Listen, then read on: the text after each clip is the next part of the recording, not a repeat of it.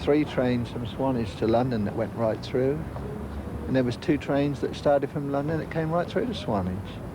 You know, so you had a complete service. You could get anywhere, but this chopping off of branch lines has lost not only the branch line itself, but it's lost the connecting link. It's like chopping off anybody's arms and legs. You're just left with the body, and the body's no good without the pieces that go with it. And it was done solely for economic reasons. That's it. Economic reasons prompted the building of Dorset's very first railway in 1825. The Merchants' Railway carried stone from the Portland quarries to Castletown Pier. By 1847, the Southampton and Dorchester was winding its way into Dorset. 10 years later, the Great Western Railway opened the line from Yeovil to Weymouth. And in 1863, the Somerset and Dorset Joint Railway linked the Bristol Channel and the English Channel with a line from Bath over the Mendips and down to Bournemouth. Branches linked the Great Western to Bridport, to Abbotsbury and to Easton, while the Southampton and Dorchester reached up to Salisbury and down to Christchurch. 100 years ago, the Southampton Mainline was rerouted through Sway, giving a more direct link with the Dorset coast. One of the last lines to be built was the branch from the Southampton and Dorchester at Wareham to the seaside town of Swanage. It had been 40 years in the planning, but when it finally opened to passengers in 1885, the main impetus was the growth of the holiday traffic to the south coast. The branch was always more than a local line. Yes, they use the trains on the branch line, but not, you mustn't sort of nail it down to the branch line. You must always think of a branch line as an extension of the main line. People left Swanage and a lot of them wanted to go to Bournemouth, London, further afield, and a lot of people, of course, came here for holidays. And during the summer months, they would put on extra trains that were actually starting from London and coming straight through to Swanage. I've known an occasion where I worked a train, and when I was a fireman, I was on the back of the train because we used to work with a push and pull system. And when we got to West Moors, 2 soldiers got out of the train, and one of them came back to the engine and said, "How many people do you think there are in that one compartment next to the engine?" I've got a clue. He said, "Well, there's 27 people in there now that we've got out." And the train was literally packed from end to end. Every available space was full up where they were going to Ringwood Market. During the Second World War, the railways were taken over by the government, which led to nationalisation and the birth of British Railways in 1948. But by now, the railways were under pressure. The growing impact of car ownership and foreign holidays saw services reduced, and many stations were turned into unstaffed halts. In 1958, for the first time ever, the income of Britain's railways actually fell, and looming insolvency paved the way for the Transport Act of 1962, and the subsequent report into the reshaping of Britain's railways by the chairman of the Railways Board, Dr. Richard Beeching. Super Micawber could have been optimistic about the possibility of making a widespread national railway system. His report in basic terms meant that profitable routes would be promoted, a duplication of routes would cease, and the unprofitable routes, unless there was very good reason, would be left to wither and die. And even a few months ago, although our hopes were growing, we still had to be cautious. We didn't know how much railway could be made to pay. Now, however, we see prospects of operating a system which will carry a greater amount of traffic than the total at present carried, and which will flourish financially while doing so. The list of services to be withdrawn and stations to close covered more than 30 pages. Dr. Beeching, do you personally believe that the government has no real alternative but to accept your plan? I think the plan is right. All the proposals in it are directed towards making the railways do those things that they can do best and stopping them doing those things that they're no longer well suited to do. I think there's no sensible alternative. In Dorset, the cuts were extensive. The Somerset and Dorset main line was axed, and all the branch lines were closed. The only exception was the Swanage branch.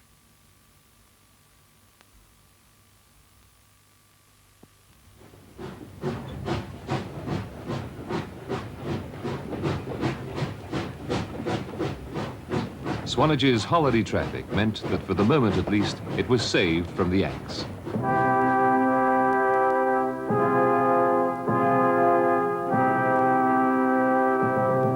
As for the Somerset and Dorset, its seasonal traffic wasn't enough to save it.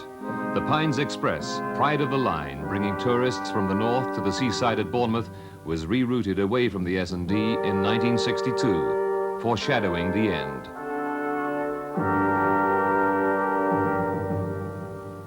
The last scheduled train ran from Bath Green Park to Bournemouth West on March the 5th, 1966. Today, the Somerset and Dorset and the other lost lines have all but disappeared, leaving only a few derelict reminders of their existence.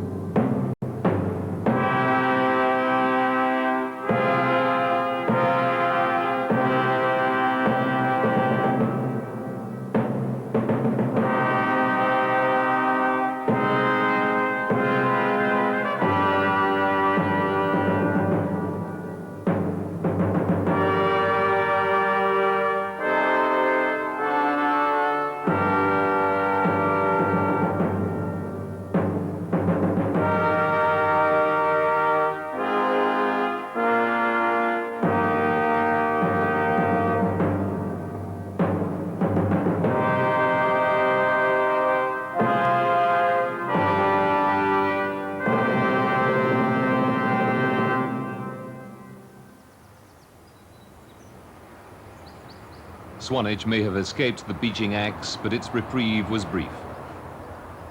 It was finally earmarked for closure only 4 years later, in 1967. Many people felt it was a mistake. Some still do. One of them is David Morgan of the Swanage Railway project.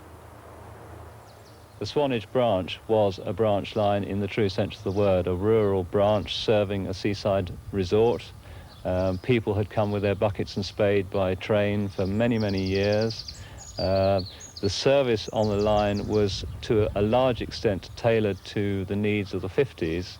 Even in the 60s, there were 12-coach trains from Waterloo coming down to Swanage on a daily basis. On summer Saturdays, they may have been full, but at other times, the service was not really tailored to the new needs of the local community or to the needs of the tourist traveller. Its services tailored to an age gone by, the Swanage branch was finally closed in 1972. The last British Rail train on the line carried the ripped-up rails to Fursbrook, where the top end of the branch remains for freight services. This is now the end of the line. Swanage was cut off from the rail network. And the holidaymakers who still flock to Swanage fill the winding roads of Purbeck, while stations like Corfe Castle stand forlorn, unvisited by trains. The station is now an electronics factory, but the Swanage Railway are hoping to change all that.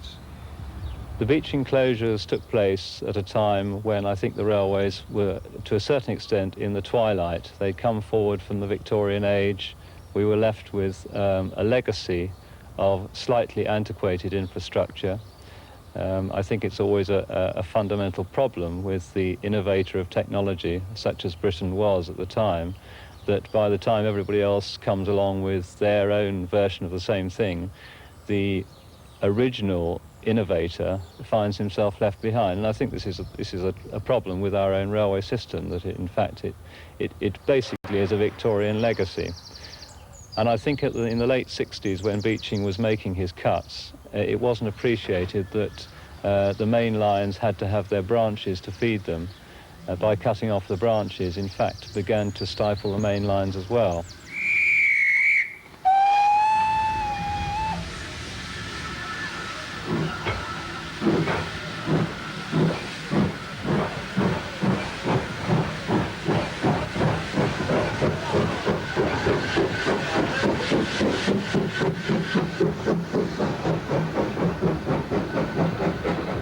railways played a major part in the creation of the South Coast tourist resorts, and that tourist trade is now playing its part in the rebirth of the Swanage branch.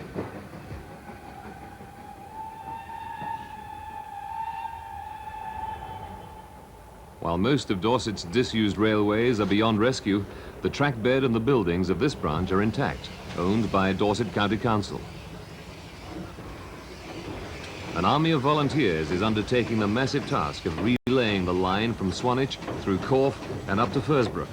From there, they hope to run over the British Rail freight line, a remnant of the top end of the old branch, and join up with the main line at Wareham.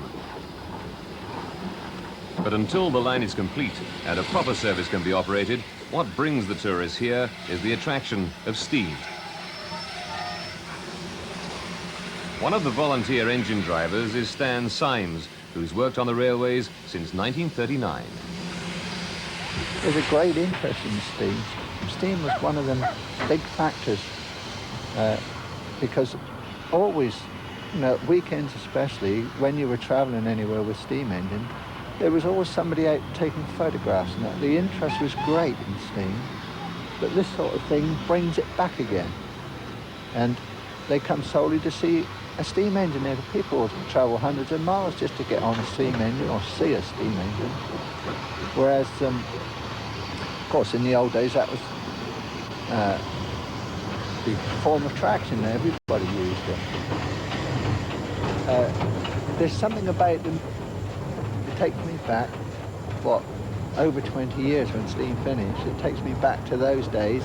With this branch line and the men here, you immediately sense that you've got the old enthusiasm, the old love of doing the thing.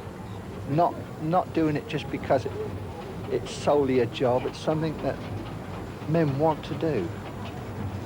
I don't know how to describe it. There's something about steam engines and the men that work on them. There's a common bond between them that disappeared when electrics and that came about.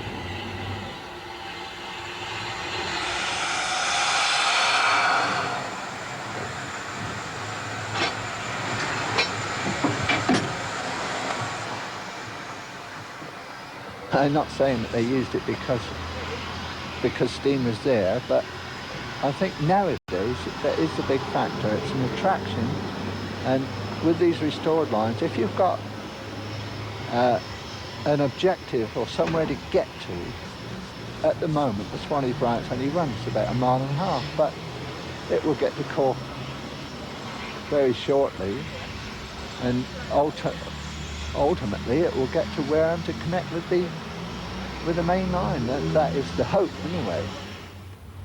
As soon as the closure took place, the Isle of Purbeck Preservation Group was in negotiation with British Rail to take over the line. However, as one might expect at the time, there was a certain amount of suspicion on the part of the powers that be of what appeared to be a fairly amateur bunch of people wishing to take over a railway line. At the same time, it was recognised that there was a need for the railway. The community of Swanage felt that they had lost a great asset. The tourism industry was in its full flowering. People were coming into the area in large numbers in their cars, and it seemed as though one lifeline with the outside world had been lost. Not only that, there was the question of educational facilities. The new school in Wareham was just opening, the grammar school in Swanage was closing, and there was a worry about school children travelling to Wareham to school. The railway could help on that score. There was also the growth of the Poole and Bournemouth conurbation, which is now a massive area of growth and population and housing. Jobs in that area, and people in the local community in Purbeck finding it hard to find local jobs, wishing to travel to Poole and Bournemouth to obtain employment. These were all extremely good reasons why the Isle of Purbeck Preservation Group felt that the line should be kept open, at least in order to give it a chance to thrive in the early 70s, at a time when it appeared that there was going to be more of a need for it rather than less. But is the restoration of the Swanage branch really no more than enthusiasts playing at trains? Does Swanage have a proper role in Britain's rail network? I think that the opportunity which we now have is born of a time when the integration of rail and road traffic and tourist needs has come round to a fairly refined art, in that railways are extremely successful in moving large numbers of people over long distances, and branch lines are extremely useful as local community services. Network feeders is the new name for the term, in that they can feed passengers into the mainline network. In the early days, the project was set up to run trains into Wareham as part of a community rail link. We now recognise that there might be a lot of mileage in this for British Rail as well. They are marketing the railway in a way which we've never seen in this country before. Recently, the new BR style was on show in Bournemouth with the official opening of the new train depot, home to the state-of-the-art Class 442.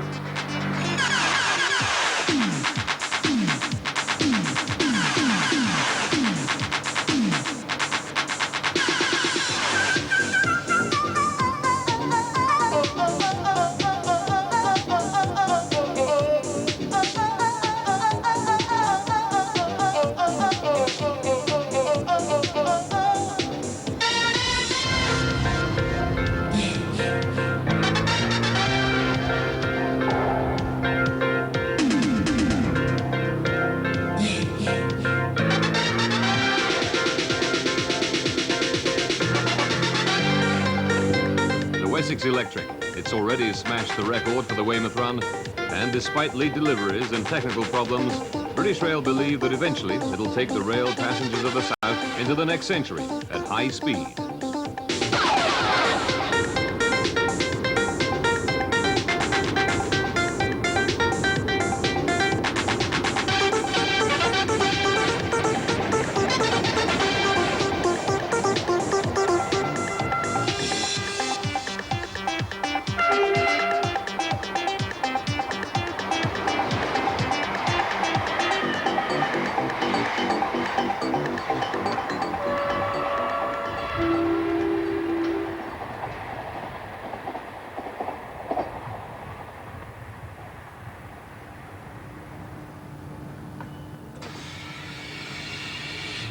Good afternoon, ladies and gentlemen. This is the guard speaking.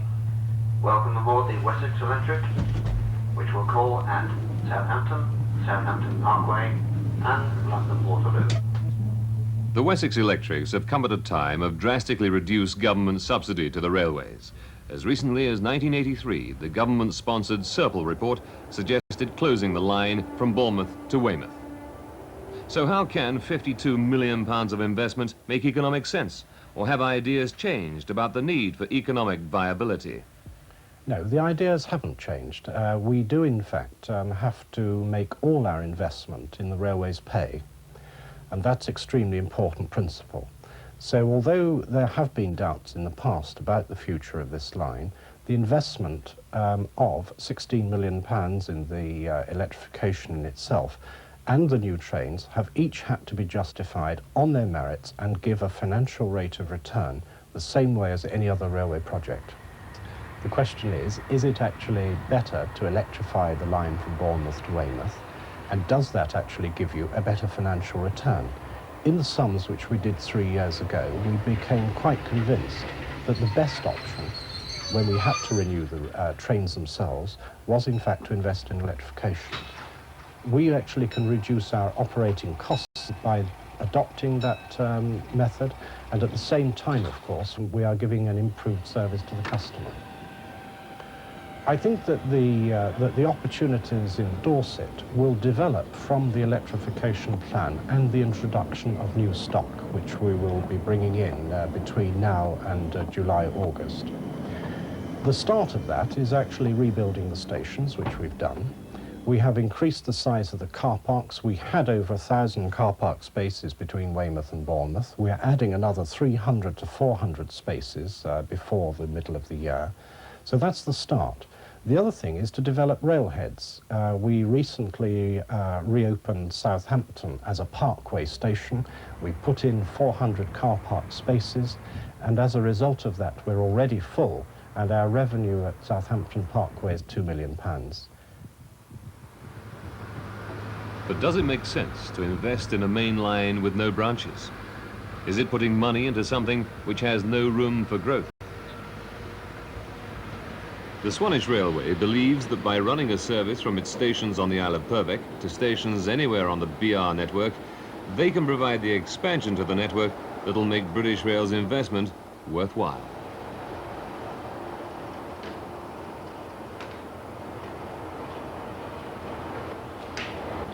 They obviously regard the passenger potential of the line and what we are doing down here, the steam railway, the tourist aspect, the park and ride service, as something which they would like to be involved with, because once again branch lines are coming to their own as feeders to the main network.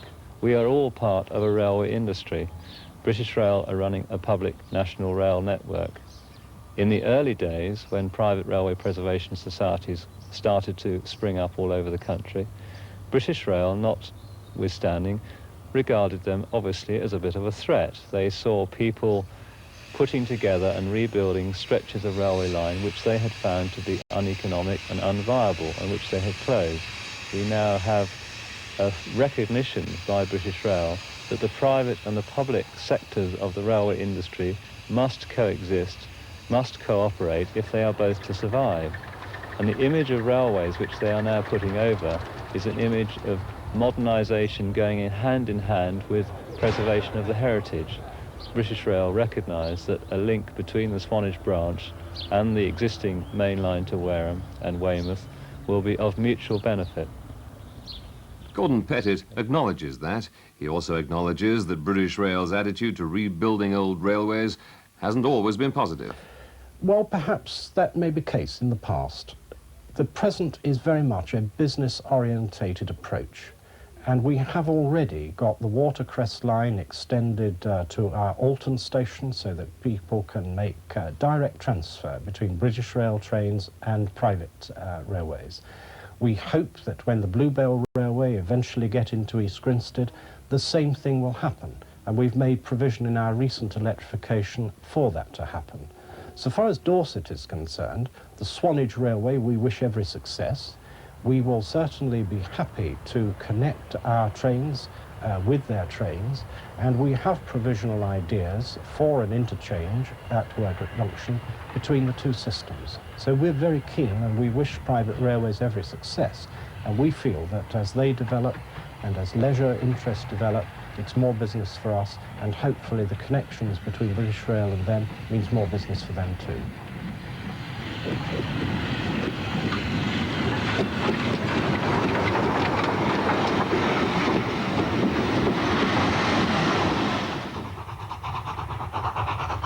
The physical destruction of so many of Dorset's railways means the county is unlikely to see any of its other lost lines born again. But the investment in electrification of the main line and the rebuilding of the Swanage branch are both positive signals for what remains. Too much has been cut out for there ever to be another golden age, but as more people travel by train in the south than at any time in the 40 years since nationalisation, something of that golden age will run on as part of Dorset's railway future. Our aims for Port Castle are to recreate here a Victorian railway station in its entirety as it was right through from 1900 until 1950, 1960, towards its dying days in the late 60s. And we hope to see an M7 tank engine standing on the platform with a short push-pull train and lots of happy holidaymakers leaning out of the windows, waiting for the guard to blow his whistle. It will be a picture to behold.